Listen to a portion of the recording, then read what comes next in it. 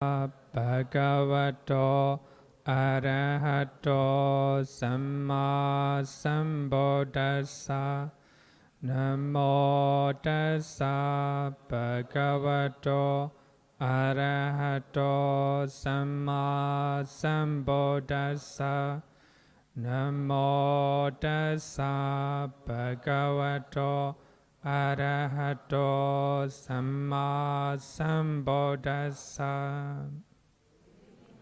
Good evening, everyone.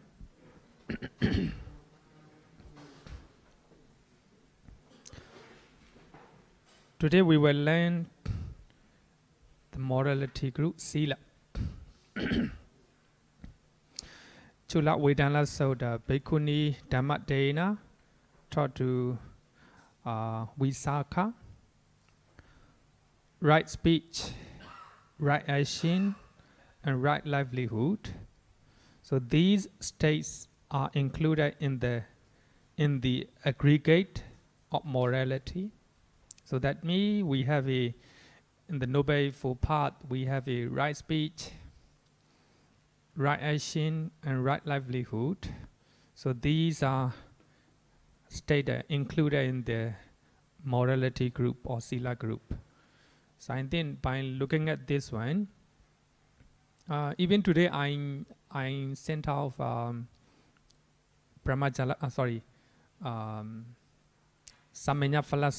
Yeah, sammā-ājīva.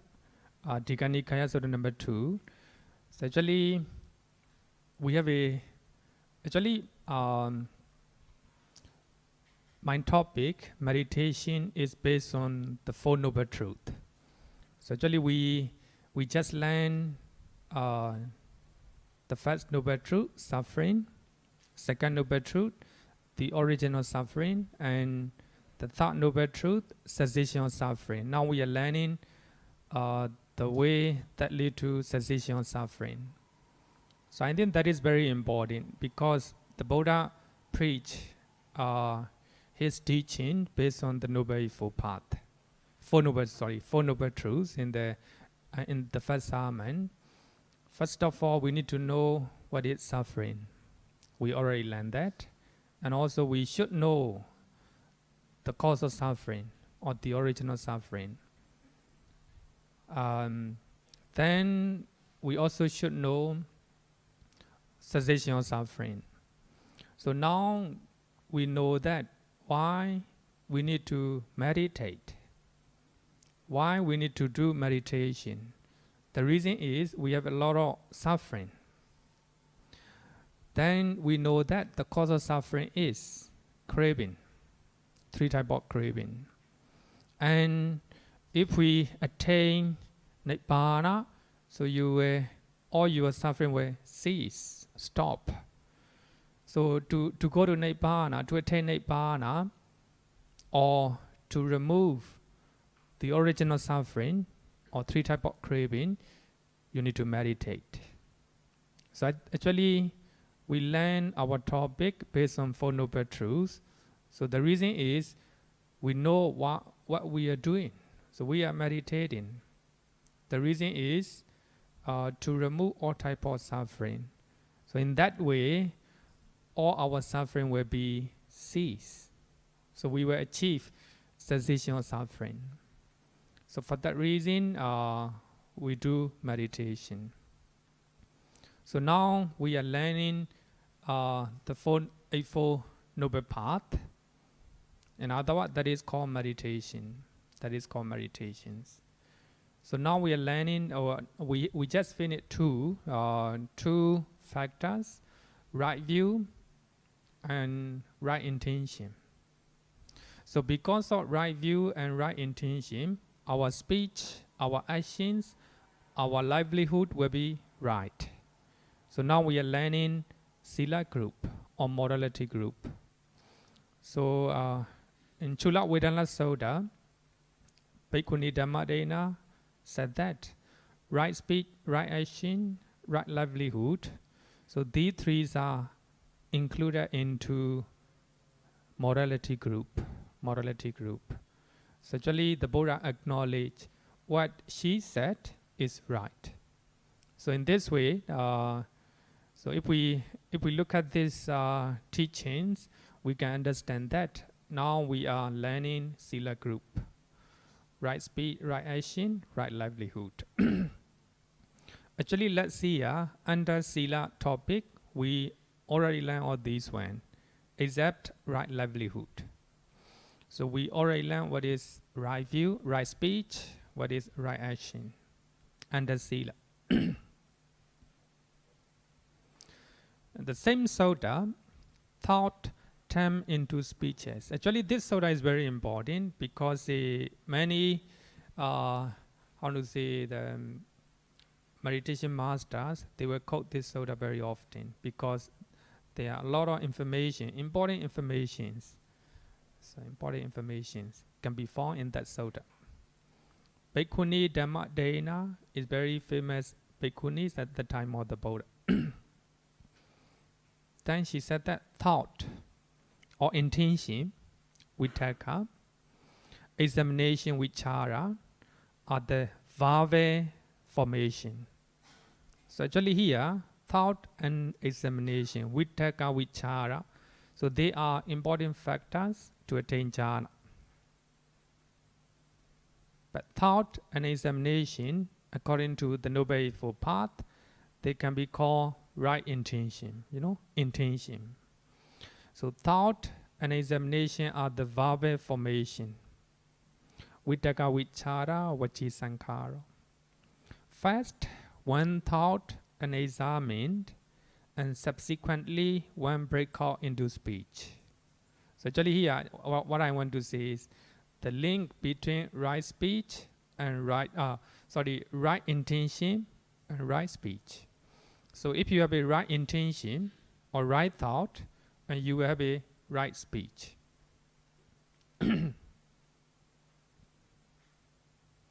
What is right speech? Sammā-vācā. So according to Vibhanga-sutta in Magga-saññutta. And what bhikkhus is a right speech? Number one, abstinence from false speech. So if you abstain from telling lie, that is a right speech. Number two, abstinence from divisive speech. So if you do not use divisive speeches, that is a right speech. Number three, abstinence from hard speech. So if you do not use hard speeches, that will be right speech. And abstinence from idle chatter or frivolous talk. So that is called right speech. So if you look at this sutta, this definition, so if you refrain from 4 types of wrong speeches, that will be right speech.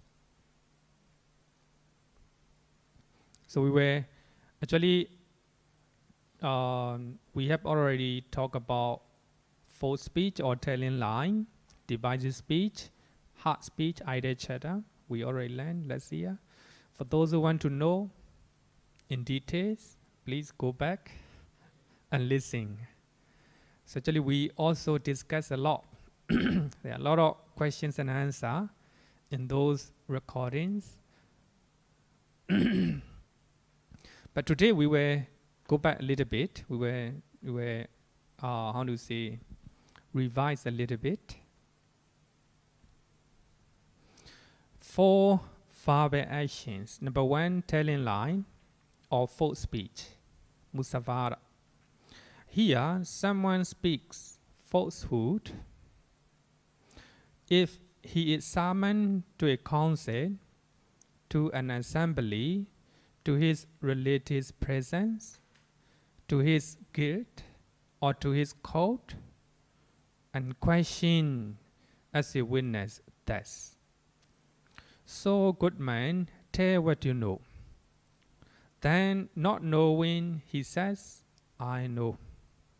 Not knowing, he says, "I know." Or knowing, he says, "I do not know." Not seeing, he says, "I see." or seeing, he says, I do not see. Telling lie, telling lie. Thus, he consciously speaks falsehood for his own end or for another's end, or for some trifling worldly end. So that means sammā-ājīva, that's very important. Thus, he consciously speaks, knowingly speaks. Sammā-ājīva. Sometimes we may say, even though we know, we forgot to say, I do not know. That's not a telling lie, because you don't have any intention. So here, volition or motivation is important. That's called karma. I think not difficult, right? Not difficult. In another sutta, the Buddha said that bhikkhus, when possessing three qualities, is deposited in hell as if brought there. What three?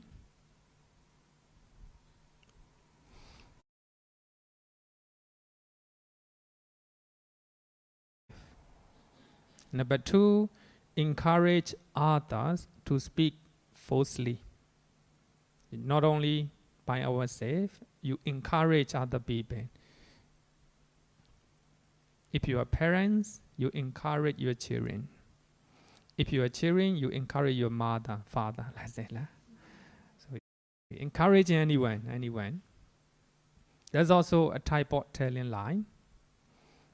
Then number 3, approve of speaking falsely.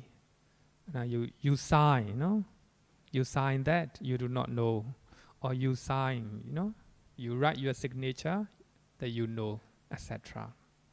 And also you show your bodily culture. So that is a telling lie. Actually, as we have learned, let's see, we have a different degree, Different degree of telling lie. So if we look at this one, 3 criteria. You tell lie by yourself, and you encourage others to do so, and also you approve of speaking falsely. So that means sometimes you knowingly ignore, you knowingly pretend that you do not know. So this is a unwholesome actions, unwholesome karma, akusala karma. But here, if you refrain from telling lie, so that will be right speech. Right speech. Here, someone have been abandoned for speech, abstain from false speech. If he is summoned to a council, to an assembly, to his relatives' presence, to his guild, or to his court, and question as a witness does. Actually, that's just an example, The Buddha just give you just an example. So there are many ways, to tell lie. So good man, tell what you know, then not knowing he says, I do not know. Or knowing he says, I know. Not seeing he says, I do not see. Or seeing he says, I see. Thus, he does not consciously speak falsehood for his own end, for another's end, for some trifling worldly end, for the benefit of yourself, for the benefit of others, even slight degree of your own benefit. You tell lie. Normally, telling lie is very common in our society. So I think it is important not to tell lie.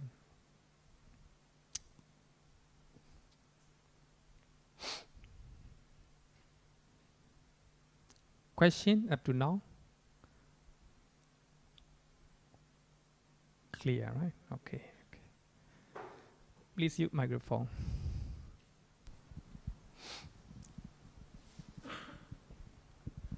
Bhante, this is in regard to the social media.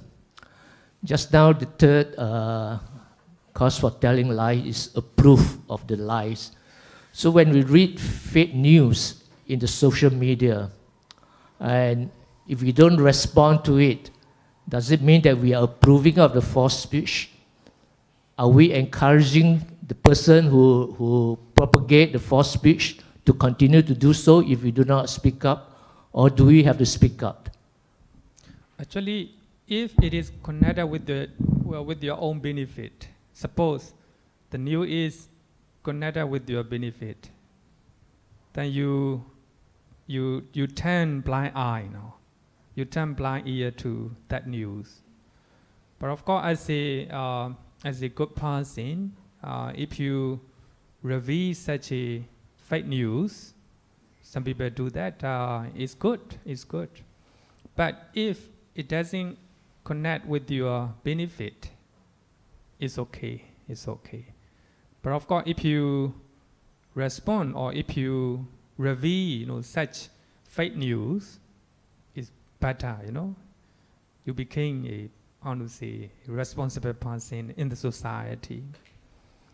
But if such a fake news is nothing to do with your benefit, it's okay. It's okay. Here, actually, own benefit, or his own end, and for another end.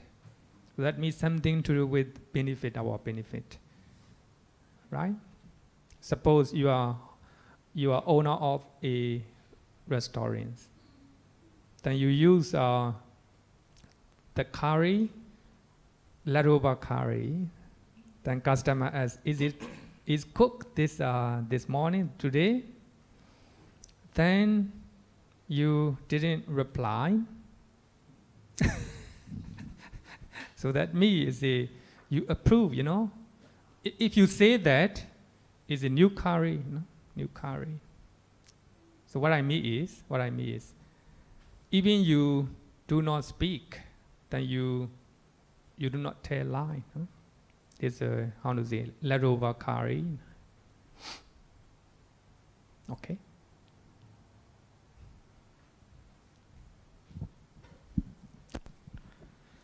Bhante, this is partly in response to the questions posed. I think if you want to take up all the falsehood that is being spoken, expounded in the media, etc., then I think we will lose our equanimity. We almost have to brush this aside. We know that it's false, but we're going to leave it at the side without, responding. If you start responding, I think you will end up suffering, I think, a lot. So, if we are responding all the things in the social media, it will be restlessness. It will create restlessness in our mind. Sometimes we need to practice equanimous mind, but if you think that if you review or if you respond such a fake news for the benefit of other people, it's good. It's a good deed. The opposite of we trying to we are serving the humanity in a way that by not believing such a fake news, especially the dangerous things. But we don't need to respond everything. Something that is dangerous, or you can do for the benefit of many people. Actually, there's nothing to do with the Italian line, but we respond. Corruption or other people, or if other people tell lie, and we have to look at the situation. It brings forth happiness and welfare of many people. Why not? We can do that. But when we are responding those fake news or fake things, then we shouldn't be suffering, if we practice equanimous mind. So by that time, must be equanimous mind. No bias at all. Straight. Okay, so I think as a Buddhist, we should practice to refrain from telling lie. Okay. Yeah, to come back to the issue of posting in the chat group, I think the question here is what kind of position do we take in relation to posting? When the person posts something, it does not mean that he believes in what he has posted. He's merely sharing a piece of information with you. Whether it is true or not true is up to you. Use your own discretion. You check yourself and decide for yourself. You're responsible for your own belief. The person merely shared that posting with you. That's the first point. Second point, if you are going to respond to every piece of news that you think it is fake, then I think you'll be a very busy man and there'll be endless fighting and quarreling on the chat group. Yeah. Okay, good suggestion. Okay, so it's a good discussion. Then, I say, if you want to practice meditation, first of all, you need to refrain from telling lie. That's the important part, you know. Refraining from telling lie is a right speech. Right speech. Sometimes, even though you are not speaking with your mouth, if you refrain telling lie by writing or posting on the social media, you refrain from telling lie. That's also considered as a right speech, even though you write with your hand, you know. Okay, that's for normal lay person, you know, normal lay person. Another one, in Sammā-ājīva, Digha Nikaya, Sutta number 2. Actually, I sent in the chat group today, Digha Nikaya, Sutta number 2, para number 45. So in that place, so actually, Sammā-ājīva Sutta is something to do with monastic life. So the Buddha is talking for the monks, not for lay devotees. So as a Buddhist monk, so in this regard, refraining from telling lie is more serious. So I know we can compare, you know, here. Having abandoned false speech, he abstained from false speech. Actually here, he referred to the monks, or monks or nan. He speaks only the truth, you know.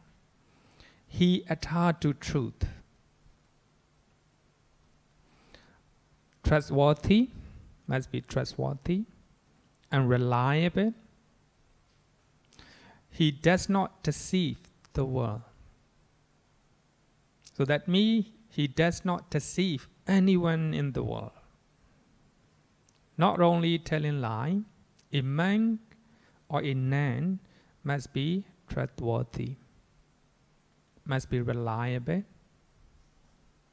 does no deceive to anyone in the world. So if you look at here, so actually the monks or nuns or monastics have to adhere to truth, you know. It's actually more serious for monks.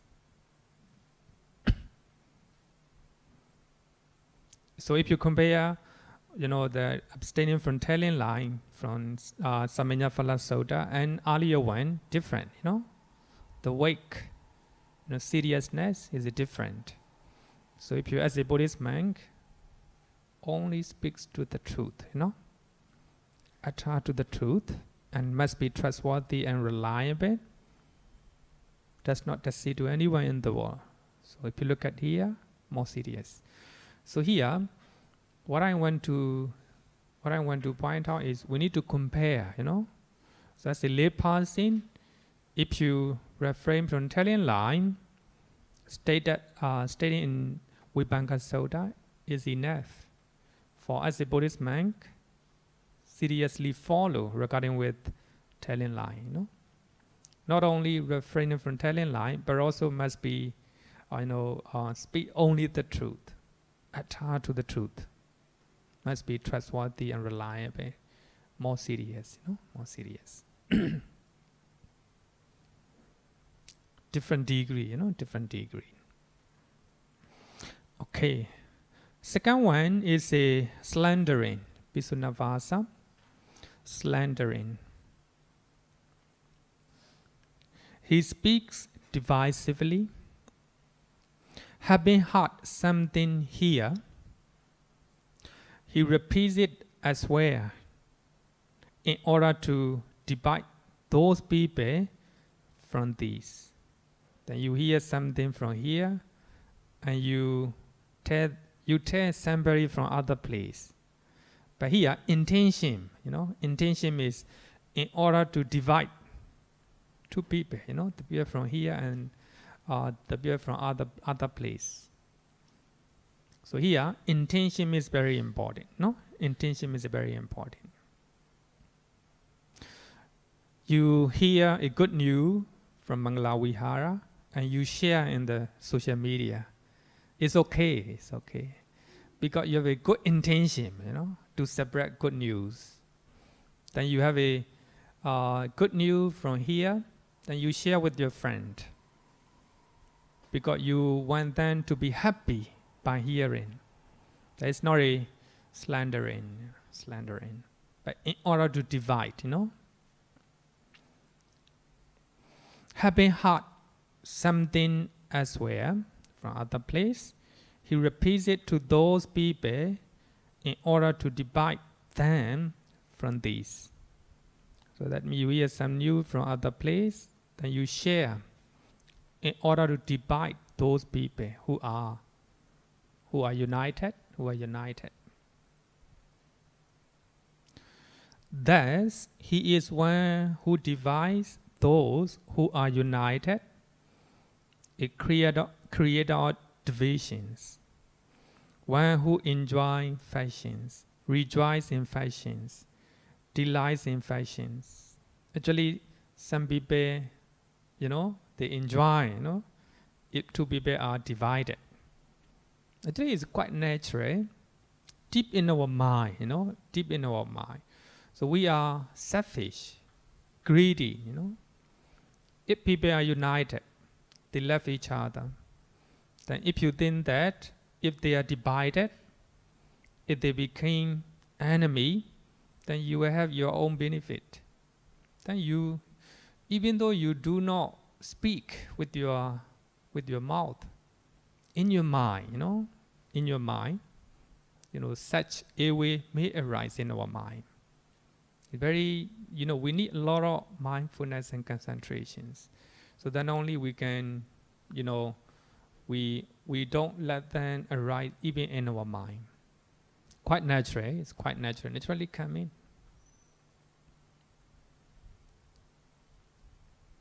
Speak out words that create fashions. Some people are not mindful. So without mindful, even though they may say that they don't have any intention to divide people, but what they say, became division among the people because of wrong view, because of moha or ignorance, the cause became ignorance. So that is a slandering. Abstinence from slandering is called right speech. Having abandoned divisive speech, he abstained from divisive speech. Having heard something here, he does not repeat it elsewhere in order to divide those people from here. Sometimes we need to withhold some information. We need a lot of wisdom, or understanding. If we, if we always share what we hear, there will be a lot of suffering, a lot of problem, in the family, among the friends. We need to withhold, some information. Somebody say that you are ugly. No need to share, Will not be happy to hear. If somebody say you're beautiful, then why not you share with them? So that is actually we need a lot of wisdom or, wisdom or understanding. Or having heard something elsewhere, he does not repeat it to those people in order to divide from those. So when we are young, knowingly or unknowingly, we normally do that because we need a lot of friends, a lot of friends. Thus, he is one who reunites those who are divided, a promoter of unity who enjoys concord, rejoices in concord, and delights in concord. Speak out words that promote concord. Actually, in the politics, very common, divisive speeches among the nation, 2 nations, 3 nations, etc. A lot of fake news, a lot of rumors. So this is if you abstain from slandering, sammā-ājīva, so it became right speech. So if you are reuniting people who are divided, right speech. Husband and wife going to divorce, then you negotiate between them, right speech. It promotes unity. So actually slandering, sammā-vācā, actually you can go back and listen better. Any question regarding them to hear? It's clear. Number 3, harsh speech, frusavasa. He speaks harshly. He utters such words as are rough, hard, harmful to others, offensive to others, bordering on anger. You speak out of anger, and conducive to concentrations. If you are speaking loud, if you are speaking harshly, so concentration on that person is destroyed. Also, you don't have a concentration. Somebody is speaking loud in the room. No concentration at all. So hard speech. So actually, hard speeches arises because of anger.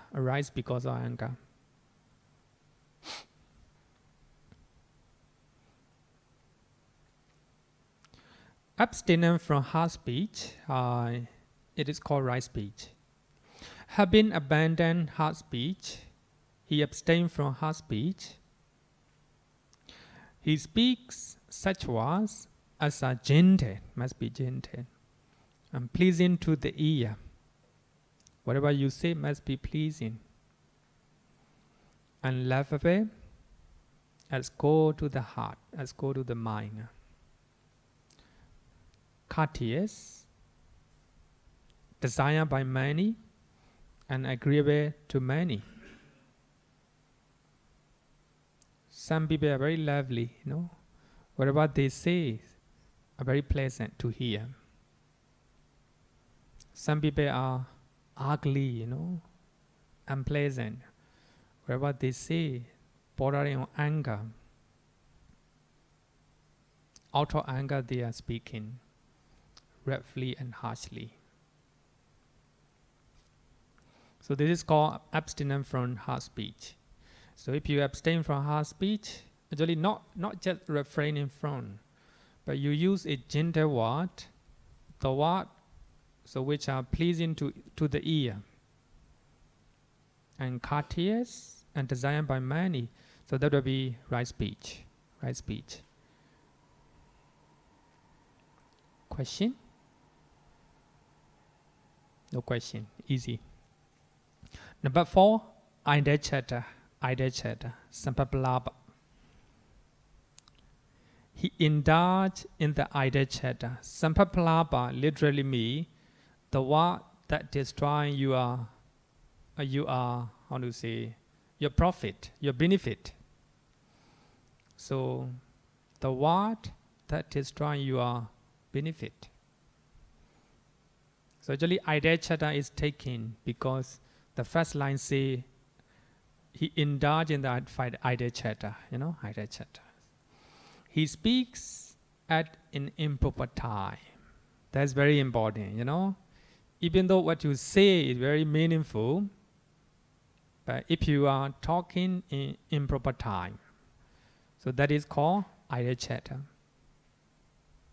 Speaks, actually this one is very wide, very wide. The word that destroy your benefit, your business. Speaks falsely, is telling like Musavara. Speaks what is unbeneficial. Speaks contrary to the Dhamma and discipline. But here, contrary to the Dhamma and Dhamma means good teaching, good teaching. The discipline means the rules and regulations. But suppose we are talking about Ayatthaya, then you ask something nothing to do with Ayatthaya. Contrary to the discipline. Actually, we have a discipline. The question must be connected with the topic. If you divert to another direction, that is a contrary to the discipline. Speaks unrighteous and undisciplined way. So that is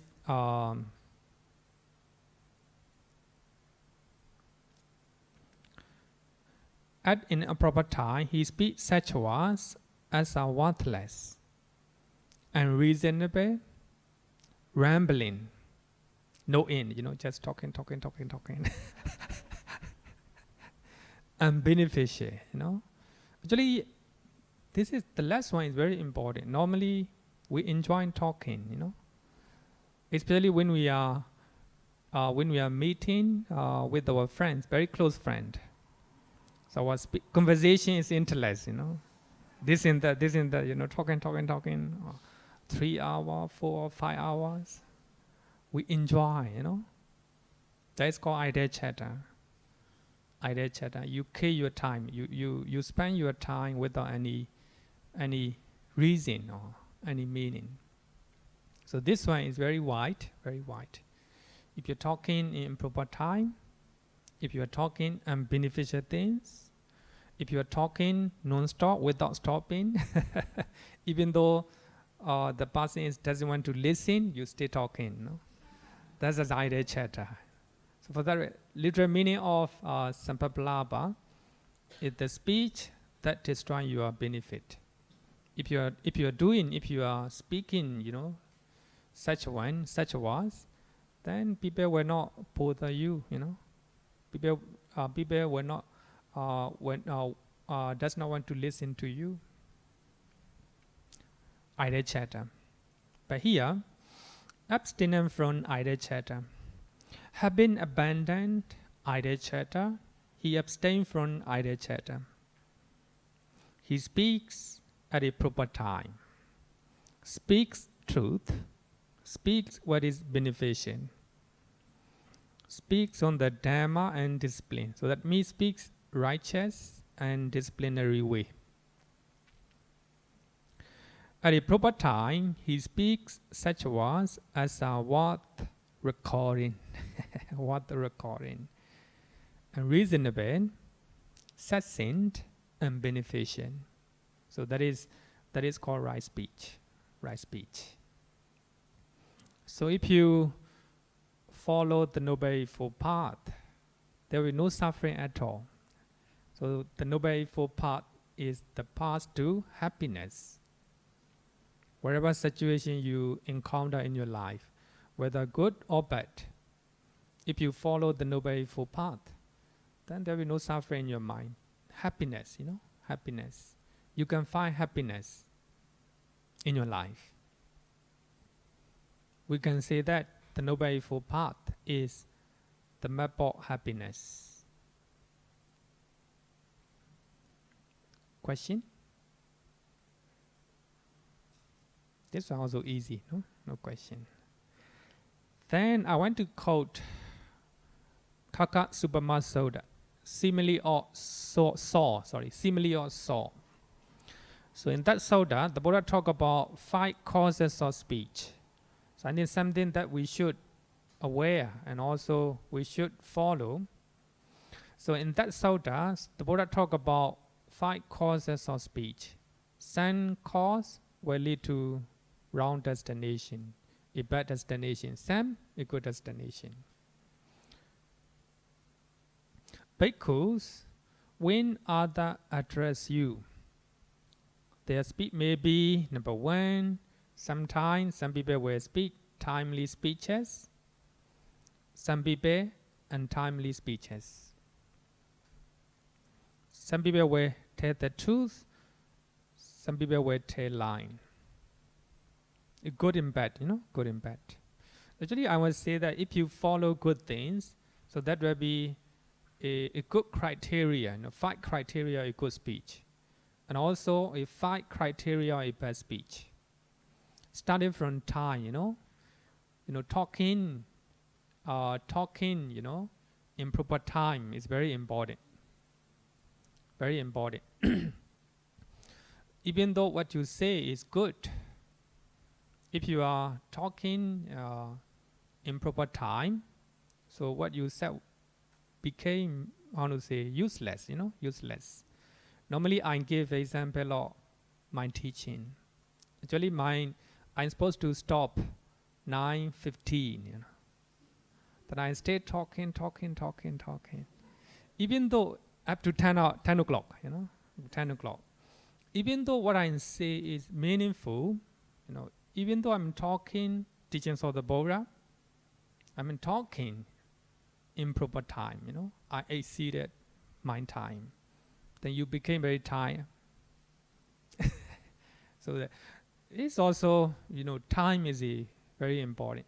Time is very important. So for that reason, the Buddha said time, timely, kala. The Buddha speak fast. But of course, it needs a lot of wisdom to know that. Number 2, truth must be truth. Then must be gentle. Sometimes what you say is truth. If you are using a very offensive speeches, not good, not good. Some people, they want to use offensive speeches. They think that I want to win, I want to defeat that person. That's not good, not good. Even though it is truth, must be gentle. Even though what you say is gentle, but what you say must be connected with well-being, not connected with harm. By talking something, it will harm, the emotion of other people. No, we shouldn't say it. And the last one, spoken with a mind of loving kindness. This one also important. Everything is important. Everything is important. Spoken with a mind of loving kindness, A mind of loving kindness. But here, loving kindness, metta means desire to bring forth the welfare and happiness of the people. That's called metta or loving kindness. So even though you hate a person, sometimes there is a desire to bring forth the happiness and welfare of that person. That is loving kindness, loving kindness. So whatever we said must be with the mind of loving kindness.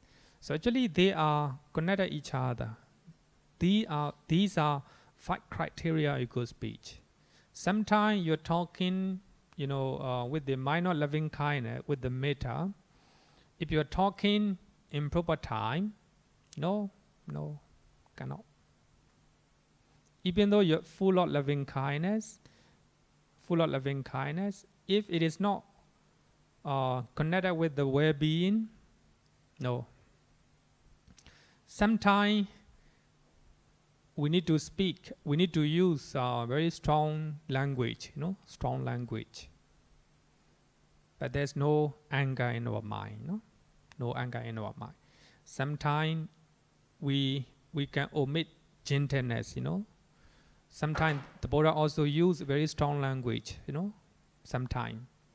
As a parent, sometimes we can use a strong language to talk about something to their children. But there's no anger, But the rest are important,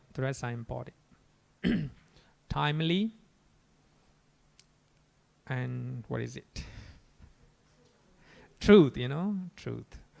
Timely, truth. But regarding with the truth, so actually we discussed about white lie, Some people argue that sometimes we need to use white line. But the Buddha will not use white line, but the Buddha use skillfulness, Upaya kosana, skillfulness. The Buddha is not telling lie, but he used skillfully. He used the word skillfully. So instead of talking white line, we need to use skillfulness in our speech, Skillfulness in our speech. But gentleness, sometimes we need to use a very strong language, Connected with well-being, spoken with the mind of loving kindness. These are 5 criteria of equal speech.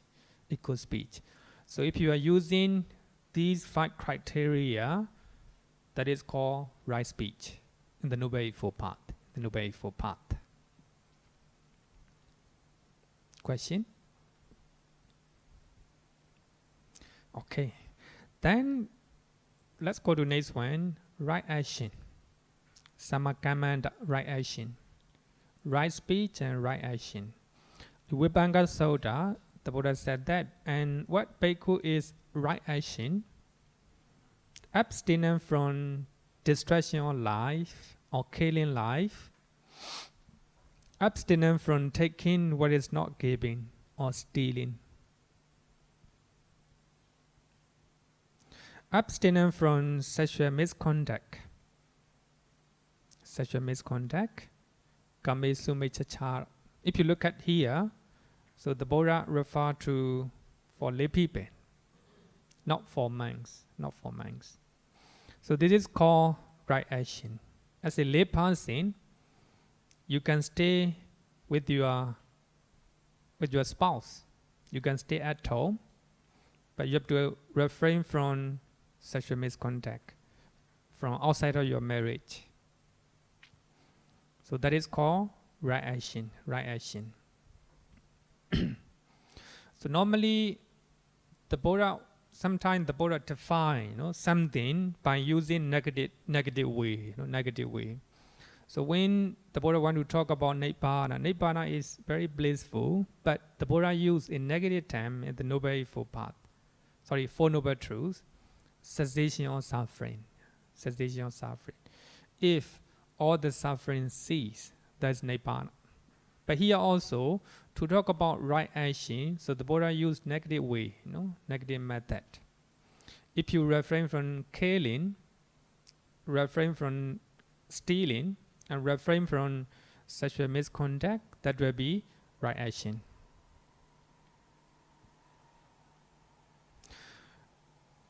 What is killing? Here, someone destroys life. Life means all sentient beings, including animals. He is murderous, bloody-handed, given to blows and violence, merciless to living beings. If you look at here, not just killing. If you are beating, if you are violating, if you do not have any compassion to living beings, so that is connected with the killing,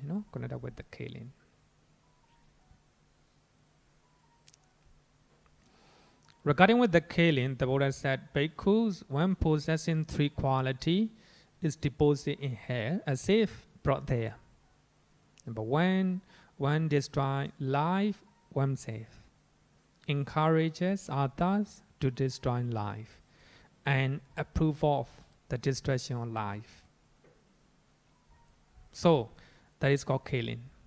So I say the leaders, I say the leader of the country, if he approve, to kill, that's also a type of killing according to this sutta. According to this sutta.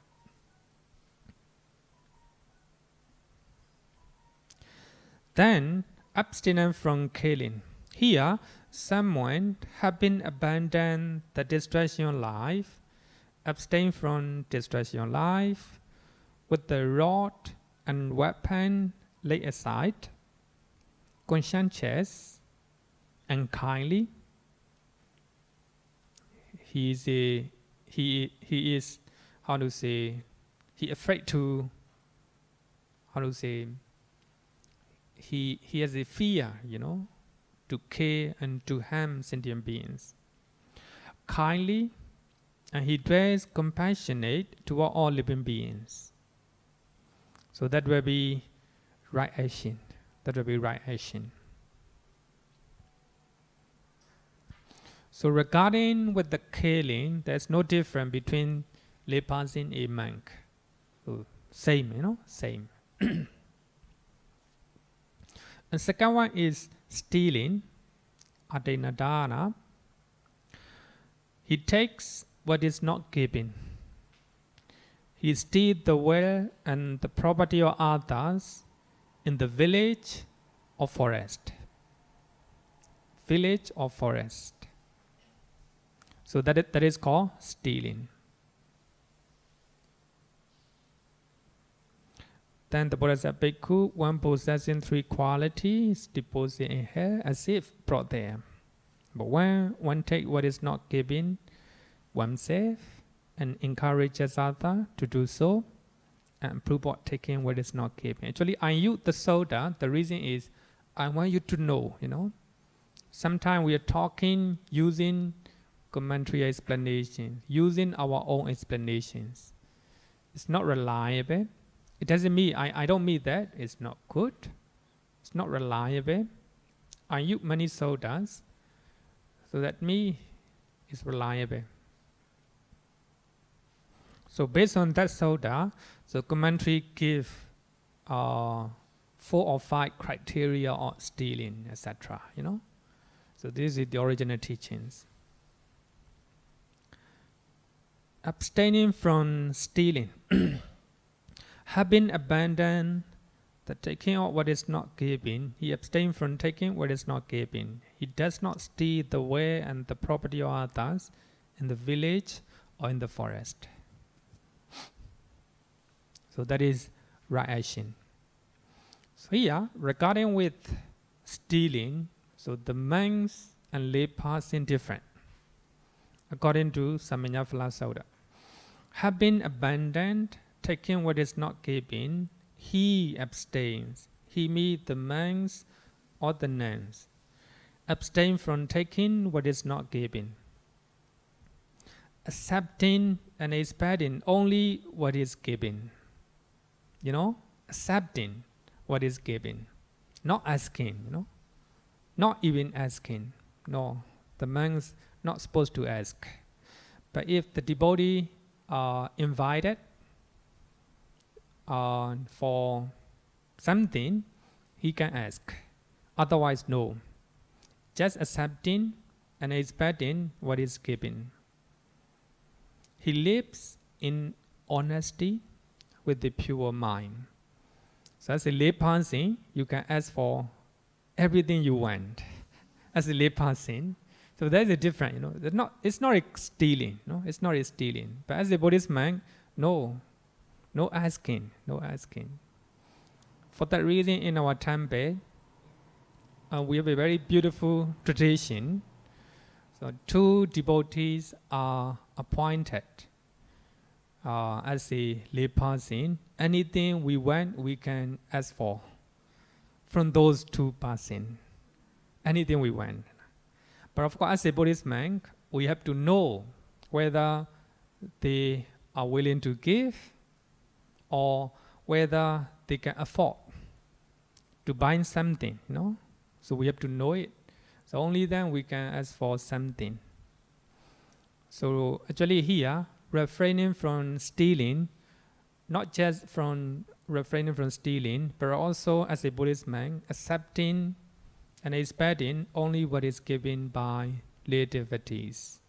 We are not supposed to ask to anyone, but only to those who are requested, who are,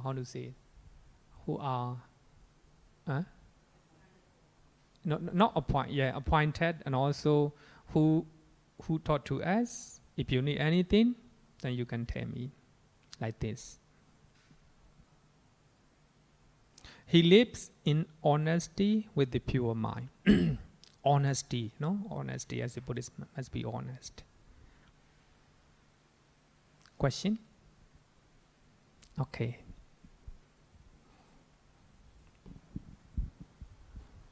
So Bhante, regarding stealing, so if you found some coin on the floor and you take it, Sorry?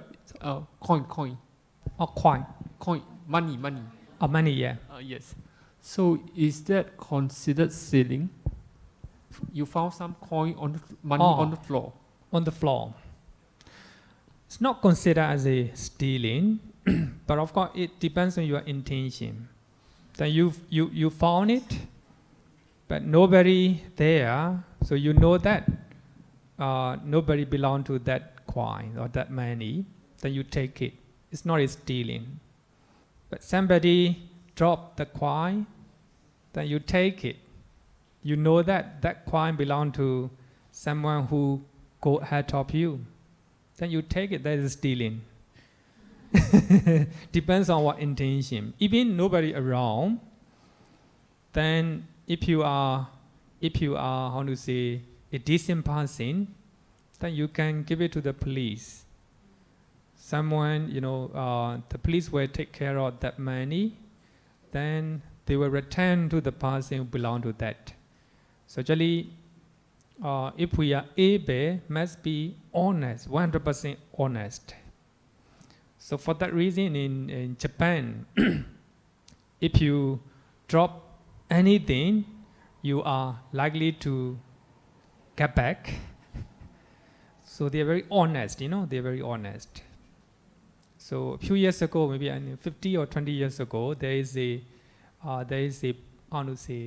surveys, and in big cities, in the many countries, they drop with the wallet, but inside a lot of some big money, big amount of money, and they put address inside the wallet. So they tax whether the people in those big cities are honest. I think Japan is the most honest country. Singapore, also I think not as good as Japan, but not bad I think. But I can't recall anything. But Singapore is considered the return some of them. But some country no return. Still have a question? No. Okay. What there? Bhante, what about wastage? There's people who take more, like plastic bag, they take more than what is required. Is that also a form of stealing? I think That's so, one. Yeah. Another thing about time. Some people like to waste a lot of time on others. So is that a form of stealing? I think so. If you need only one bag, plastic bag, then you take two. It's a type of stealing, And also, especially you are stealing time. Very common. If you are a decent person, a good person, you will not steal the time. Especially when you are in the office, then you use some material without permit, Then you use paper from your office for your own benefit.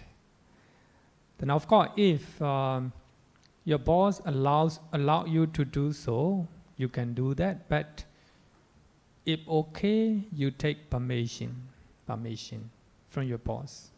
It's a good way. Question. Okay, Bhante, I'm very curious. What about asking for help or asking for advice? Sometimes it's common for us to ask for help, right? To get someone to help us do something. And then is that, because I'm thinking, sometimes can we complicate it a little bit more with greed? Sometimes you ask for help because with greed or without greed, does it matters? Yeah, actually, getting help from other people, I think it's necessary.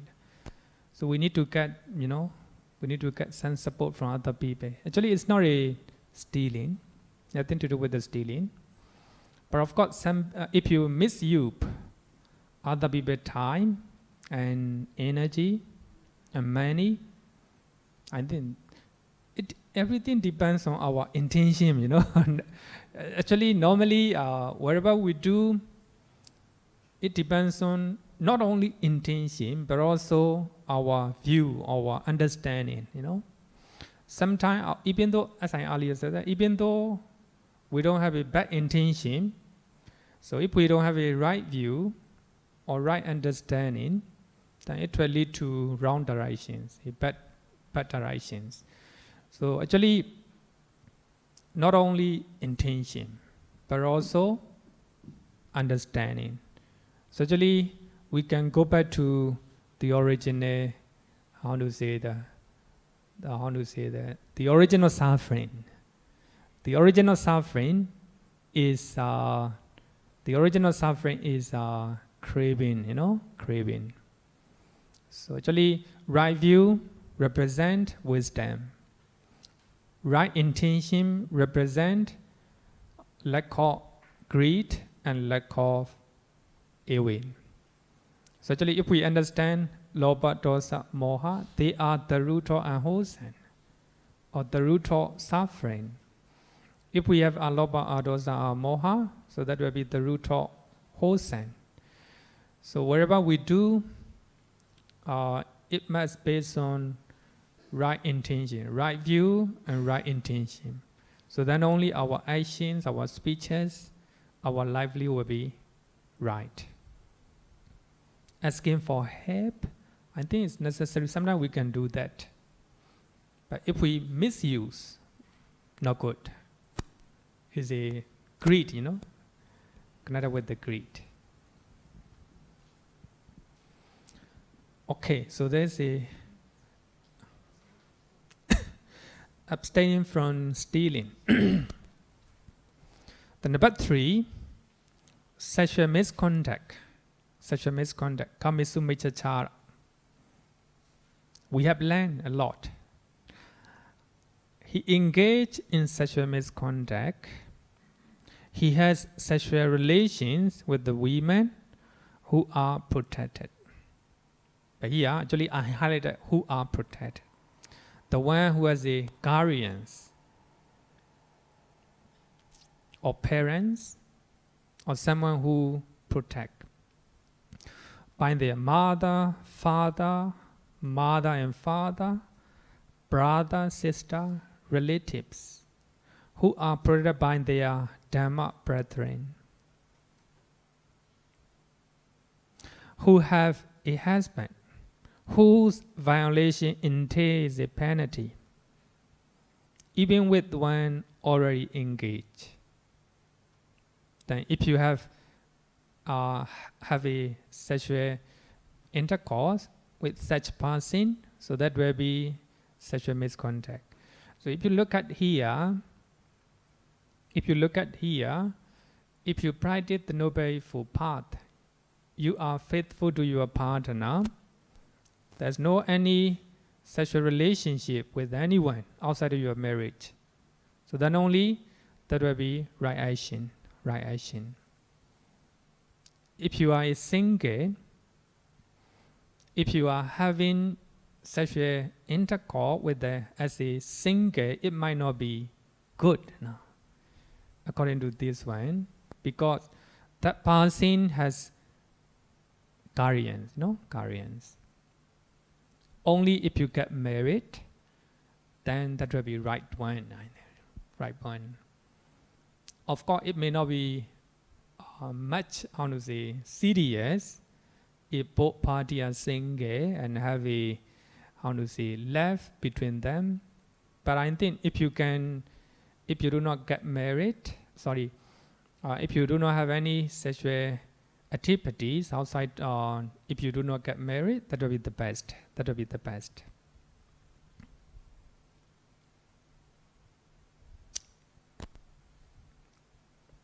Bhikkhus, one possessing three qualities, is deposited in hell as if brought there. One engaged in sexual misconduct oneself, encourage others to do so, and approve or engage in sexual misconduct.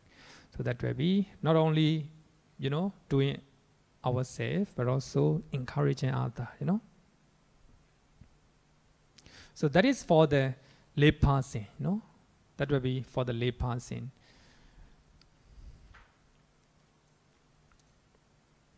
So regarding with for monastics, Sammā-ājīva, the Buddha said that having abandoned in celibacy, he leads the holy life for celibacy. There's no any sexual activities.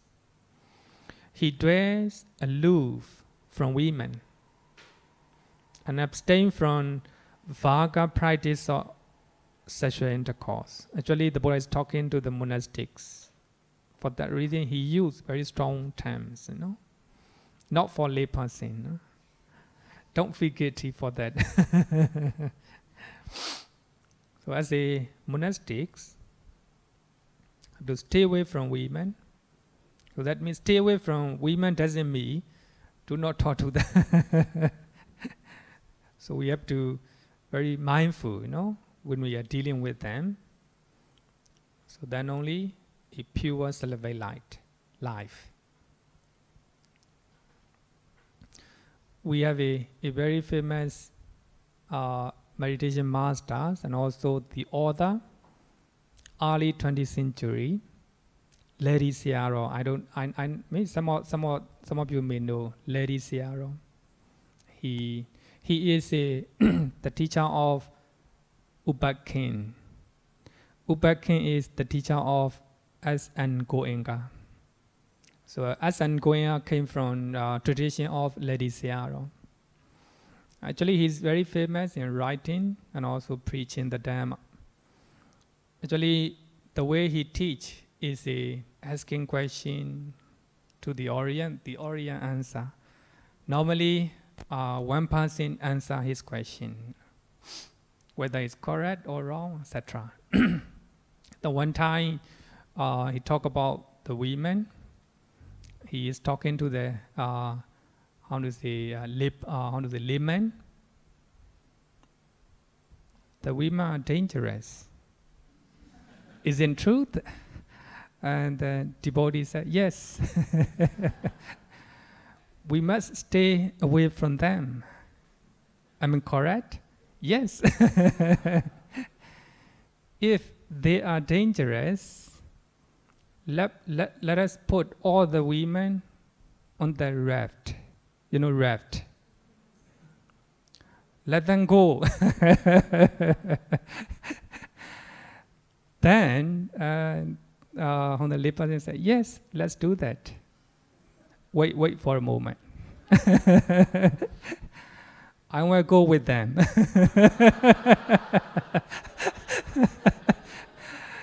Wait for a while. I want to go with them. If there's no women, nobody will cook for us. You will not take care of me by you will not provide food for me. Just joking. So actually, what he means is women. Even though the Buddha say, women are dangerous for monks, it doesn't mean, the Buddha just to warm, how to say, remind the monks to be very mindful to deal with them. So Lady Sierra want to crack joke. So actually, even though they are dangerous, we we still deal with them because they are very helpful for the Sangha. So here, as a Buddhist monk, as a member of Sangha community, it is a must to practice total restraints of sexual activities, any type of sexual activities, particularly sexual intercourse. Such restraint is called brahmacharya, holy practice, or celibacy. Sexual intercourse is called brahmacharya. Actually, the Buddha used a very strong term for monks. So what I want to highlight is we have a different layer of teaching. As a lay person, you don't need to follow. As a Buddhist monk, we have to seriously consider that one. We have to total restraints of sexual activities. Earlier we learned, Mithuna-sutta.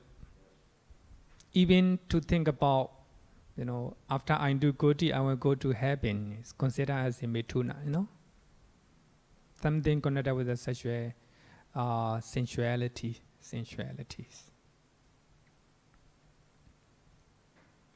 A lay devotee who keep a precept also have to refrain from any type of sexual activities, particularly sexual intercourse. Sensory desire is one of the hindrances that block the way to higher spiritual attainments like jhana and nibbana.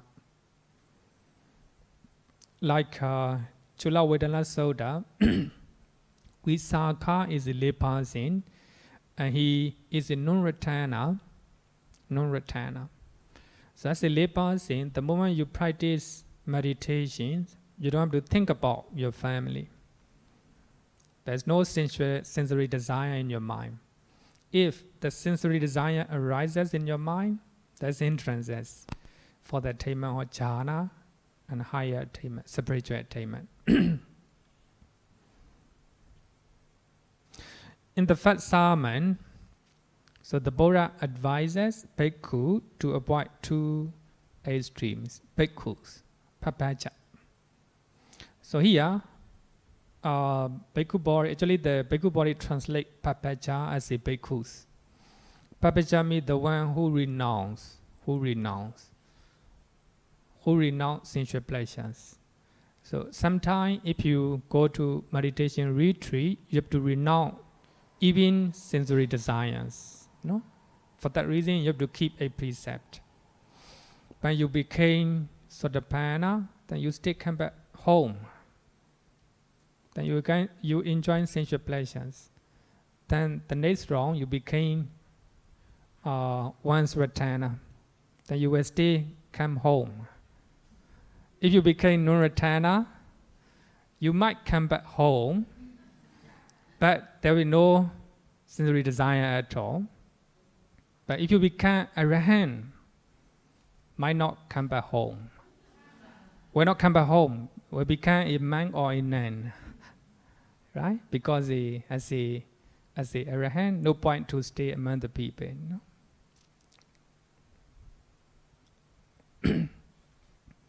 One of them is indulging in sensual pleasures. Sexuality is considered as a gross sensual pleasure.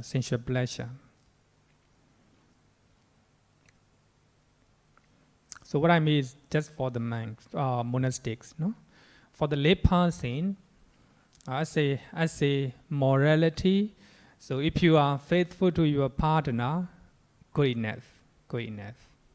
As a monk, totally refrain from any type of sexual activities. Even as a lay person, if you are in the meditation retreat, have to keep a precept. But if you do not keep a precept, no way to go up. No way to spiritual for the spiritual achievement. No spiritual achievement.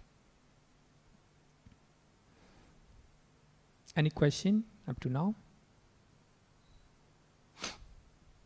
Okay. Then next one is the right livelihood, sammā-ājīva. Sammā-ājīva.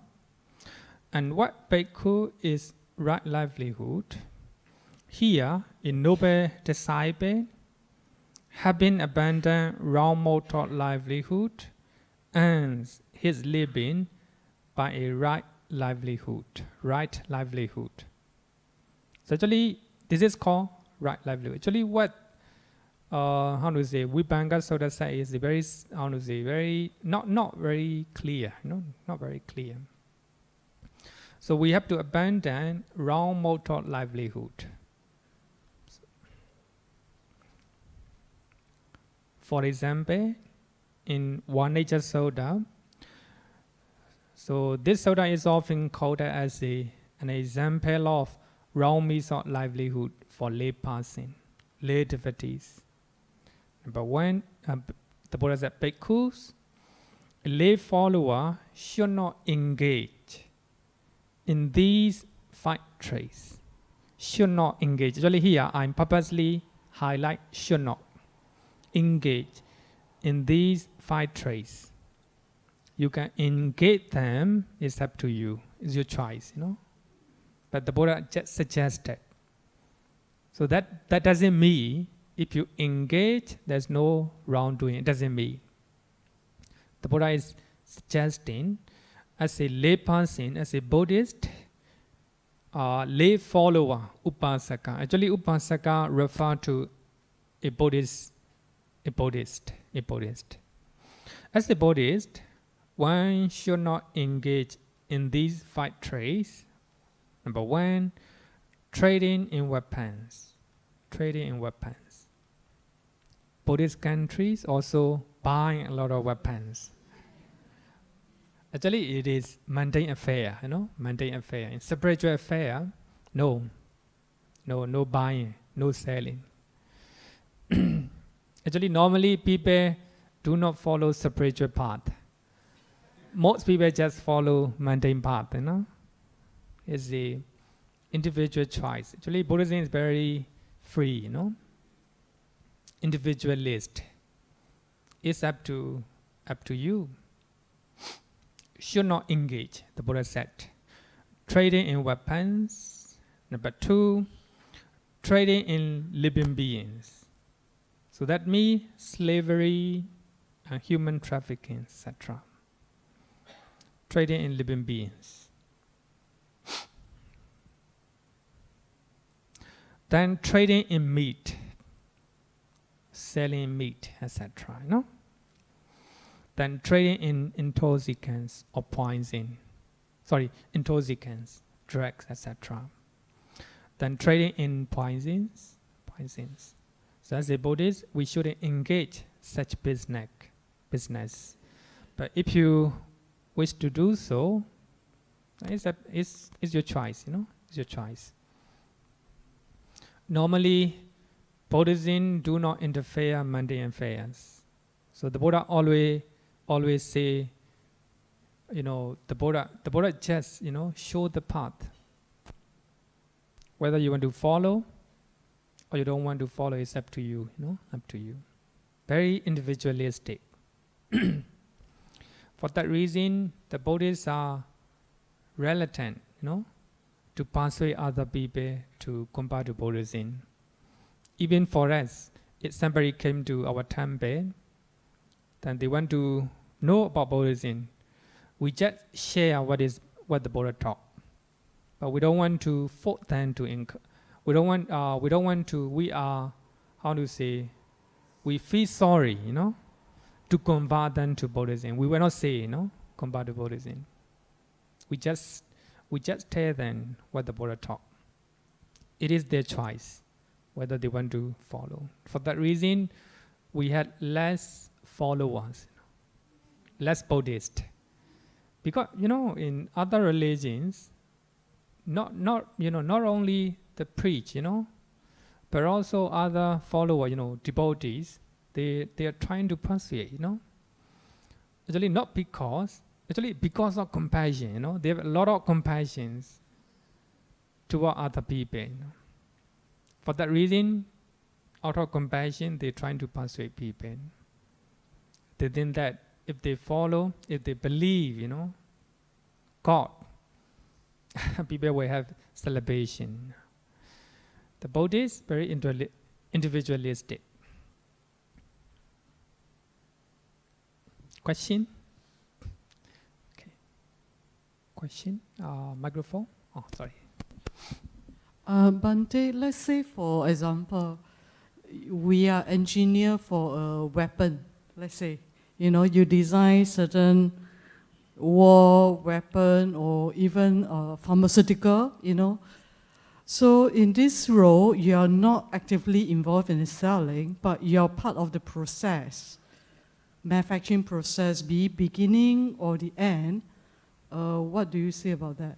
Yeah, it is a part of killing. A part of killing. Because you are encouraging, others to kill. I heard, whether it is truth or not, Einstein, he's the one who invented nuclear bomb. Right? He discovered, that later he regret, that many people are dying because of nuclear weapon. In one way or another, he's encouraging, even though he didn't kill himself, He's a part of it.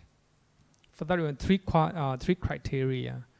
You do yourself, you encourage others, then even you approve, Signing as a president, you need to sign whether you wake war, you kill that person. So actually in Jataka stories, one of the prince, Nemi, so he pretend as a deaf, deaf.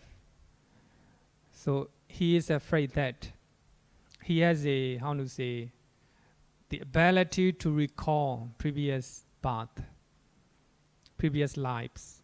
So he remember that because of becoming as a king, he have to kill a lot of people. Because of that, and go to hopeful destinations. Then he pretend as if he do not hear, He became like a deaf, because he doesn't want to become a king, So later, actually, the king hit his father trying to, train him, but he pretend as if he's a deaf.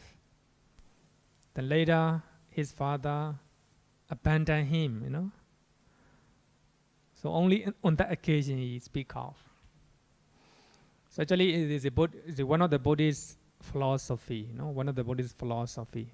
But if we look at from the mundane point of view, it may not be practical, practical. But here we are talking about spiritual teaching, spiritual path. So we have to separate from mundane path and spiritual path. So actually, the Buddha and his disciples are not forcing people, but just show the way. It's up to us whether we want to follow or not. But here, if you look at here, not even selling meat, not selling and buying weapons, If I want to say the leader in the world, they will laugh at. Even it's not practical, If we look at from mundane point of view. But we are talking about spiritual path, spiritual path. Okay.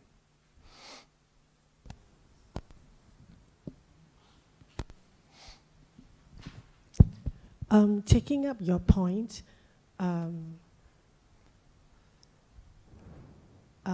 based on what I know, the Second World War ended because the Americans dropped two big bombs on Hiroshima and Nagasaki. So it was the president at that time who made that decision to drop the bombs. Yeah. So that was his trade as a president. So you could say that he traded in poison, so to speak, number 5. So he did it to save the whole world, from the Japanese. So he had to sacrifice the Japanese people, but to save the whole world. So in this case, he killed hundreds and thousands of people, but he probably saved millions and billions of people from untold suffering. So in this case, his karma, I guess, would still be, it's considered small, bad karma, or what? It's very hard to say, but I think I want to go back Vāṇijja-sutta, the simile of salt. If you put a handful of salt in the glass of water, you cannot drink. Then you put the same amount of salt into the river, you can still can drink. It is up to us whether we have a lot of good deed or less good deed. So for that reason, the Buddha say, killing can cause. Sammā-ājīva, the Buddha in Pali, the Buddha used the word sammā-ājīva. It can cause. It can cause. It might cause, Or how to say, going to awful destination. It might cause, Because it depends on our good deed and bad deed, Suppose in this case, we can say that President, here again, it depends on his intention, If you do out of anger, if you do this out of anger, that is unwholesome. Killing is unwholesome, but what I mean is it depends on his intention, it can be less and strong, So we can go back to the simile of salt. In that sutta, in Gota Nikaya, sutta number chapter 3, sutta number 101, you can write down. Very good sutta. Chapter 3, sutta number 101 or 100. I don't know, 100 or 101. So, in that sutta, the Buddha said that some people kill, but they do not suffer in the next life, but they still suffer in this life. And some people do the same amount of unwholesome deed, the same amount of unwholesome deed, but they suffer in the next life. The reason is, as I earlier said, simile of salt. If people have a lot of good deed, then even though they do unwholesome, so that unwholesome deed cannot give rise, much, but stay a little bit. Some people do unwholesome deed just a little bit, but they suffer a lot because they have less good deed. Maybe we can use that sutta. Okay. Question. Yeah, Bhante, in the Pali Canon there are many suttas talking about the 10 unwholesome acts, 10 unwholesome. It is 3 bodily, 4 verbal, and 3 mental. I think, of course, I suppose the definition of the 10 unwholesome acts are very wide. The interpretation is very wide. And if I'm not wrong, some of these suttas says that if you follow strictly these 10 unwholesome acts, avoid these 10 unwholesome acts, you will go to heaven. You will go to heaven. So I'm wondering, Does these 10 unwholesome acts cover every kind of unwholesome act that the human being can be capable of? Can I avoid these 10 unwholesome acts and yet at the same time do something else very wrong and still go to heaven? I give you an example.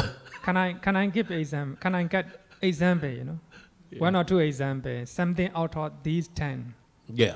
Okay. Okay, I give one example Okay. out of these 10. Okay. Okay. Currently, there's this unrest in Hong Kong. All right. So Hong Kongers, okay, he can actually take money from an outside agency and take part in strict protest to destabilize China. Yeah. It's not covered within this 10 unwholesome act. The money is not taken, is given to him willingly by another external agency. He didn't commit any violence act on the street. He merely demonstrated. He just take money from Hong Kong. No, a Hong Kong person accept money, say for example the CIA of America. Oh yeah. Okay, and then he take part in strict demonstrations against against the Hong Kong government. Is there anything wrong with that? It's not covered by the 10 unwholesome acts. The money is actually given willingly by the CIA to him. So can this person still go to heaven? CIA give money to the Basin, Yes. then he take part. Yeah, he take part in The strict protest. protest. Yeah. Eh? No, Yeah, the wrong view is very strictly No, he is talking defined. about It's not wrong view, no? You look at the wrong view, it's very strictly, very clearly defined. I don't think it is inside this wrong view. Sorry? It's hard to say because we have to start from the, with the mind, Actually, he is not participating out of his own way because of money, He do it. Greedy, Yeah, greedy. covetousness. Covetousness. Yeah, and Covetousness. harming. Because if he is participating, how to say, out of his own accord, it's okay. It's okay. It's not harming, but he's taking money from CIA. Then is a covetousness or loba, right? I don't think it is covetousness. Covetousness is longing for something not belonging to you.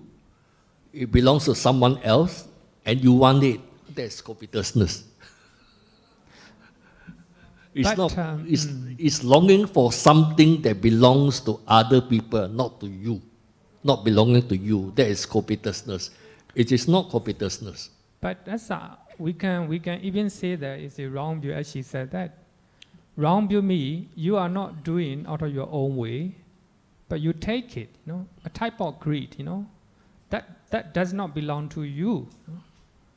Actually, CIA or someone is not giving willingly, He is forcing you to do something that they want. So I think it's something to do with the covetousness or loba. Anyway, even though it is not, fit in, rightly, but we can say is because of wrong view me, then covetousness, or even we can say that if we cannot say covetousness, but we can say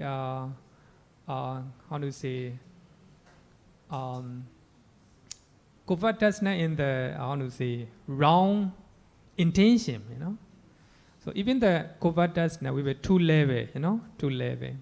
One is karma level, and the other one is defilement level. So wrong intention, which is the opposite of right intention. So because he doesn't want, he is not doing his own, with own way. He want that money. So that money, supposed not to, not to get, Okay, another example. Good, brainstorming. Okay, I did write down some examples at home, but I forgot about them. Okay. Getting old. Yeah. Okay, so my point is the 10 numbers of unwholesome acts may or may not cover comprehensively what we can do wrong. So then additional criteria that we might give ourselves is, beside this 10, is every actions that we do, we review whether it is harmful to myself, harmful to others, and harmful to both myself and others. That is another additional criteria. Second criteria, one more criteria would be I review whether this action is rooted in lobha, dosa, and moha. You're right, because we have learned in Vāṇijja-sutta, the simile of cosmic, right? So in that sutta, we learn different layer of defilements. So the gross defilement is a 10 unwholesome actions. 10 unwholesome actions. So as you said that there is a harming other, and taking what is not belong to you. But in this case, I think what she said slightly right, because he is taking, he's not stealing. But if we cannot fit in the gross level of defilement, we can put it on the middling defilement. Because of greed, because of lobha, he wants that money and he participated. But of course, it may not be so serious like a stealing, But it's still considered as, out of greed. So actually, we can put everything, into 3 roots. We have only 8 roots. In Abhidhamma, we call it hetu, hetu. 6 rules. And 3 unwholesome, lobha, dosa, moha. And 3 wholesome, alobha, adosa, amoha. So wherever you do, we have to look at these rules, So if you are doing something with the lobha, dosa, moha, that is unwholesome. Even in this case, the people in Hong Kong, they protect. It depends on their intention. Some people, so they want to do for their citizens, for their countries, their intention is good, But some people, they do because of lobha, or maybe because of dosa toward the China government. It's unwholesome, It depends on what intention. So at the end of the day, we have only 6 rules, Then 3 unwholesome and 3 wholesome. Good, very good brainstorming. But if we put different layer of teachings, it will fit in, It will fit in. Okay, so regarding with the right livelihood, refraining from 3 unwholesome bodily actions and 4 unwholesome verbal actions connected with livelihood is called sammā-ājīva. Right livelihood is the Abhidhamma explanation. It's very beautiful, very beautiful. So if you are killing in your business, regarding with the business, if you are stealing, if you are doing sexual misconduct in your business, in your job, that's a wrong livelihood. If you are telling lie, if you are slandering, if you are using hard speeches, if you are talking nonsense in your job, so that will be a wrong livelihood. Some people are chatting, having a chit chat, stealing time, so that will be wrong livelihood. That will be wrong livelihood. Actually, the way Abhidhamma interpret very beautiful. So regarding something is connected with your livelihood, with your job. Then in your job, if you do 3 unwholesome bodily actions, if you do 4 unwholesome verbal actions, that will be wrong livelihood. If you refrain from them, that will be right livelihood. Okay, so I think time is up. So we'll study next week.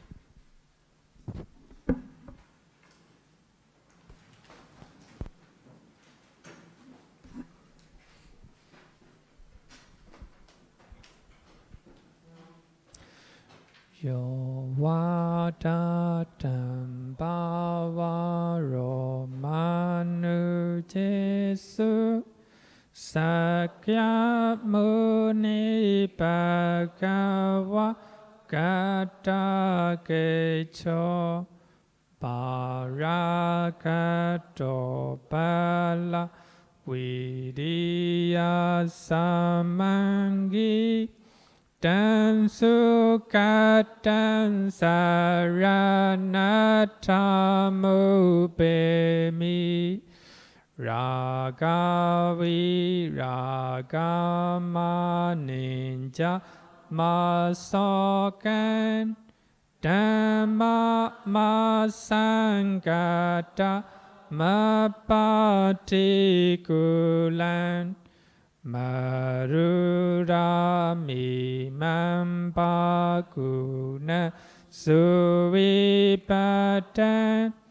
Dhamma mimansaranata mupemi Yata jadena mahapalamahu Chatu su su si su purisa yugesu atacha pogalam tasate sangha mimansaranathamupemi sadhu sadhu sadhu. Good night, everyone.